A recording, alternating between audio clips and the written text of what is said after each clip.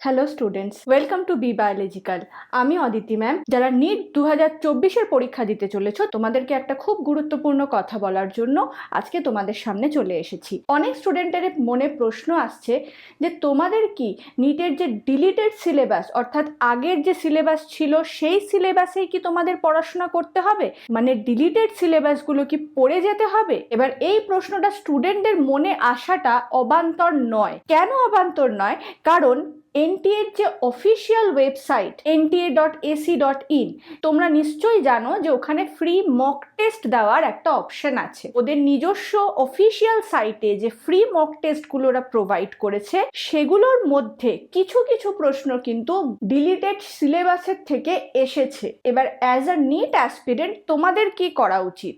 দেখো, অনেক সময় হয় কি, মক টেস্টের যে কোয়েশ্চেনগুলো দিয়েছে সেগুলো হয়তো আগে প্রোভাইড করা হয়েছিল সিলেবাস বানানোর আগে, অথবা যেসব টিচাররা এই মক টেস্টের সিরিজগুলো বানাচ্ছেন তারা বেখেয়ালে এই কিছু কিছু প্রশ্ন পুরনো সিলেবাস থেকে দিয়ে ফেলেছে। যেরকম ইনফ্যাক্ট আমিও কিছুদিন আগে আমার কমিউনিটি পোস্টে একটা এমন প্রশ্ন দিয়েছিলাম যেটা ডিলিটেড সিলেবাসের থেকে এসেছিল। অ্যাকচুয়ালি টিচারদের মাথায় কিন্তু পুরো সিলেবাসটাই রয়েছে, তাই জন্য হয়তো ভুলবশত সেখানে কয়েকটা প্রশ্ন দিয়ে ফেলেছে। এবার তোমরা সেই ক্ষেত্রে কি করবে?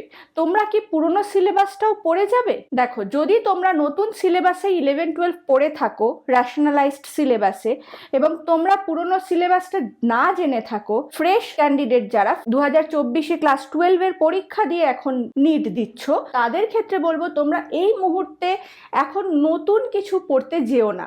যা জানো, যেগুলো তুমি শিখেছো সেগুলোকেই ভালো করে রিভাইজ করো, নতুন ভাবে কিছু পড়ার দরকার নেই। এবার যারা ড্রপ স্টুডেন্ট তাদের ক্ষেত্রে বলবো তোমরা যেহেতু আগের সিলেবাসটা জানো, এখন এই মুহূর্তে তোমরা নতুন সিলেবাসটা ধরেই পড়ো। কিন্তু যদি তোমরা কোনোভাবে 1-2 ঘন্টা সময় বার করতে পারো, তাহলে পুরনো ডিলিটেড সিলেবাসটাও একবার চোখ বুলিয়ে চলে যেও, যাতে কোনোভাবে কোনো প্রশ্ন যদি আসে তোমরা করতে পারো।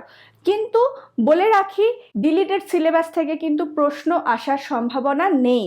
এবার তাহলে আরেকটা প্রশ্ন তোমাদের মাথায় আসতে পারে যে তাহলে কি আমরা এনটিএর অফিসিয়াল ওয়েবসাইটে যে মক টেস্টটা আছে সেগুলো দেব না? সেটাও আমি বলবো না।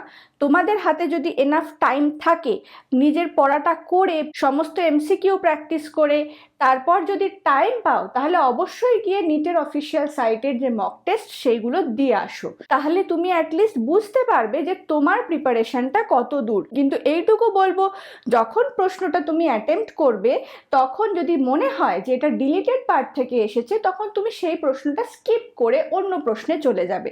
পুরনো সিলেবাসের যেটা তুমি জানো না সেটাকে অ্যাটেম্প্ট করার দরকার নেই।